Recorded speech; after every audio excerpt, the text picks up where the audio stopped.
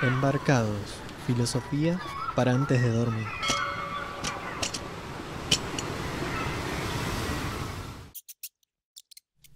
Ratas, escurridizas, tramposas, ágiles. Dice la historia que la peste bubónica del siglo XIV tuvo como principal transmisor a estas pequeñas bestias. De allí en más, la rata se volvió un símbolo de la enfermedad. Pero, ¿qué nos diría Diógenes el cínico de esto? ¿Qué puede decirnos este filósofo de lo animal? ¿Qué mirada nos ofrece en su gran bestiario? Veremos que este filósofo encontró en el ratón a uno de sus mayores maestros. Es invierno y aún así se viste siempre con ese tapado harapiento, así haga frío o calor. Tenemos que pensar a Diógenes el cínico como un emblema de la desvergüenza. Es decir, pensemos un momento en la vergüenza. Donde nace el vergonzoso, hay una moral por debajo que lo sustenta.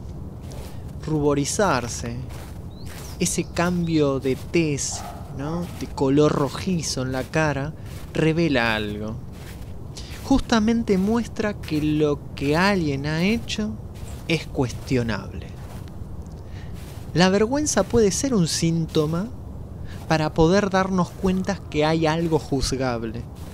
Pero Diógenes, por el contrario, deja ver en todas sus acciones actos de desvergüenza. Justamente con sus acciones horroriza al civilizado. ¿Y qué se puede esperar de alguien que defiende la homofagia? Sin embargo, en ese acto que revela lo ridículo de ciertas costumbres, en sus acciones pone en jaque la moral establecida. Y es que Diógenes daba vergüenza, y por ello empezó a ser llamado el perro. Era un insulto entre los griegos, porque el perro reflejaba lo impúdico, el egoísmo. Los animales brutos no saben de decencia ni de justicia. Entre los animales, Aristóteles supo concederle un lugar especial a las abejas y en cierto sentido a las hormigas, porque éstas vivían en una comunidad, pero los perros ocupaban el lugar más bajo en la escala del ser. Pero Diógenes, más antes de enfadarse y rechazar su apodo, lo abrazó y lo vivió como emblema de su vida.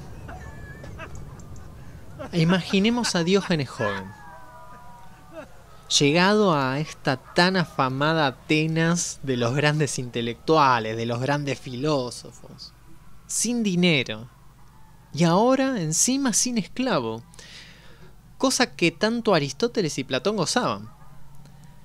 Se dice que el esclavo de Diógenes lo abandonó en el medio del viaje de Sinope a Atenas, y el filósofo solo atinó a decir: gracioso sería si Manes, o sea su esclavo, vive sin Diógenes, pero Diógenes no puede vivir sin Manes, mostrando así la incipiente independencia de este perro. ¿Acaso no son más esclavos aquellos que dependen de otras personas para sus trabajos? Así encontramos a Diógenes al fin en Atenas. Solo se dedicó a deambular en la ciudad, en el ágora. Justamente mendigaba para sustentarse, pero se contentaba con poco. Podríamos decir que es un vagabundo, un errante. Pero quiero evitar un problema acá, porque un problema que tiene que ver con la romantización del linchera. Porque una cosa es quedarse sin techo resultado de una sociedad injusta y otra el vagabundo por voluntad propia. Y Diógenes era este último. Pregonaba un estilo de vida austero.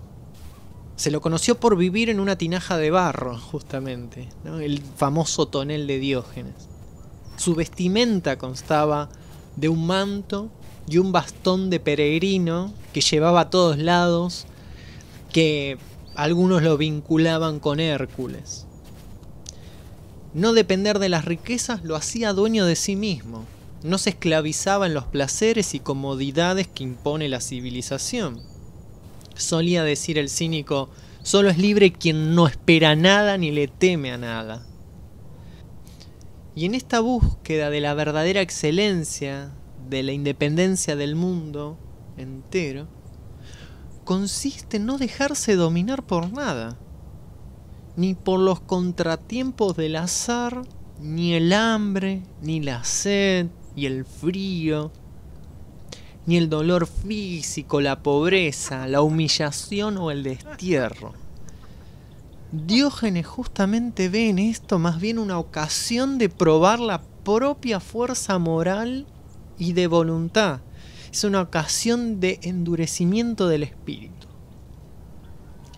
El azar de nuestro destino es lo que nos trae el mayor de los miedos, lo impredecible. Es la mayor amenaza contra la autosuficiencia del sabio. Por eso Diógenes, arduo practicante, aspira a una felicidad lejos de las promesas de la ciudad, porque son solo máscaras. Él aspira a la imperturbabilidad del alma, eso que los griegos llamaban ataraxia, impasibilidad frente al destino azaroso. Porque justamente en el azar es donde se puede arrebatar todas las promesas que nos da la civilización. Pero la autonomía, ese cuidado de sí mismo, es lo que justamente hace a la firmeza del sabio. Y es justo aquí, en la búsqueda de este estilo de vida, una vida propia, autosuficiente, esa que se mantiene firme, apacible frente al azar, desvergonzada, donde el cínico encontró entre los animales a sus grandes maestros, ascetas de la libertad. ¿Qué bestiarios encontramos en la vida de este filósofo cínico? Allí está Diógenes, lo vemos, comiendo. Come en la noche una galleta marinera dejando caer las migajas en el suelo. Sentado preguntándose si debía tomar alguna sobra de los ágapes atenienses. Y es justo en ese momento cuando vio aparecer un ratón que se dio un festín con los restos que él dejaba. La situación impresionó de tal manera al sabio que lo hizo meditar sobre la lección recibida. Se dijo a sí mismo: ¿qué me dices, Diógenes? He ahí un ratón que se regocija y se alimenta con tus obras, mientras tú, en cambio, de alma bien nacida, te compadeces y te lamentas por no poder embriagarte allá, tendido sobre esa mórbida alfombra bordada de la civilización. Para Diógenes, el ratón era un modelo de despreocupación, de independencia, de libertad. El ratón iba y venía sin que le importara un bledo la oscuridad y el futuro, absorto en un puro presente. El ratón es ágil, omnívoro, acomodado a todo. Ese fue su primer maestro animal. Y esto es lo curioso y lo gracioso. Cuando en épocas de Aristóteles y Platón todo el mundo quería ir a Atenas, ya sea para entrar a la academia, ya sea para entrar al liceo, Diógenes encuentra a sus verdaderos maestros en los animales. Y es que el animal se encuentra a mitad de camino entre los hombres y los dioses. El hombre es un animal que posee razón, y eso lo hace un animal roto. La razón lo aleja de la vida natural, convirtiendo la existencia en reglas y convenciones ridículas. Pensemos esto un momento, sobre las convenciones y actos que consideramos vergonzosos. ¿Cuántas veces señalamos a las personas que comen en lugares que no son los esperados? Ese mirar de reojo, ese susurrar en broma en contra de aquel que degusta un banquete en las sillas del tren, ¿no? Emanando un olor penetrante y haciendo un escandaloso ruido al mascar. La risa sale porque lo vemos vergonzoso. Ahora, este mismo juicio lo tenían los atenienses para los que comían por fuera de sus hogares. Y es que a semejanza del perro, Diógenes el Cínico comía en la plaza pública. Se negaba a obedecer el ceremonial de las comidas con sus horarios, sus lugares establecidos y sus hábitos. Esta suerte de hambre cronometrado. El cínico se alimenta a voluntad, según las oportunidades.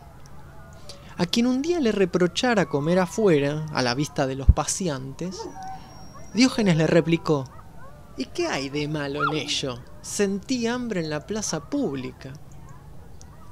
A lo que otro le dijo: la mayoría se burla de ti. Diógenes le contestó: también puede ser que los asnos se burlen de ellos, pero ni ellos le prestan atención a los asnos, ni yo a ellos.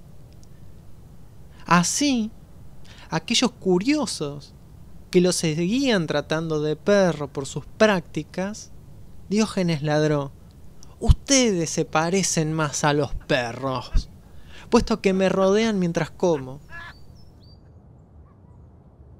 También hay que conceder al arenque, este pequeño pez, un lugar privilegiado en la práctica filosófica del cínico. El arenque fue parte de la iniciación cínica. Se dice que alguien quería filosofar con Diógenes, pero el filósofo le dio un arenque con un cordel y lo invitó a seguirlo. Justamente se le negó la admisión a este aspirante porque sintió vergüenza de arrastrar consigo al pez. A lo que Diógenes dijo riendo: a la amistad tuya y mía la destruyó un arenque. Otro tiempo tuvo al pez como una virtud pedagógica. Un día Anaxímenes, un gran orador, estaba discutiendo sobre cierto tema. A lo que Diógenes se limitó a levantar un trozo del pescado salado y distrajo así la atención de todos los oyentes. Como Anaxímenes se indignó tanto, el cínico dijo: un pescado salado de un óbolo terminó con la conferencia de Anaxímenes. A ver, para medir tal gesto tendríamos que imaginar a Diógenes en un congreso universitario, ¿no? En un anfiteatro donde se agrupan ancianos reconocidos como patrimonio cultural. Un gesto llevado allí, donde reina un espíritu de lo grave y de una compostura, todo eso convertido en pescadería. Es más que una travesura. Es una crítica directa al espíritu solemne, institucional que se pretende dueño del saber. Diógenes ha predicado toda una vida las prácticas cínicas, una metodología, una filosofía que privilegia el gesto, el acto o el signo por sobre la palabra o el discurso solemne. Y si se desliza en discursos, autoriza el juego de palabras y las provocaciones. El sarcasmo roza la injuria, como aquella vez que, siendo invitado a una casa, el dueño de la misma le pidió que no salivara en ningún sitio porque todo el lugar era noble, y Diógenes resolvió escupir en su cara diciendo: escupí en el único lugar innoble. Pero no es un sarcasmo que busca desvincularse del otro. Atiende a la idea justamente de iniciar al otro en una sabiduría mayor. En este largo camino de animales como maestros nos queda el último animal que se nos muestra vinculado directamente con la muerte de nuestro filósofo. Variadas son las narraciones sobre la muerte de Diógenes.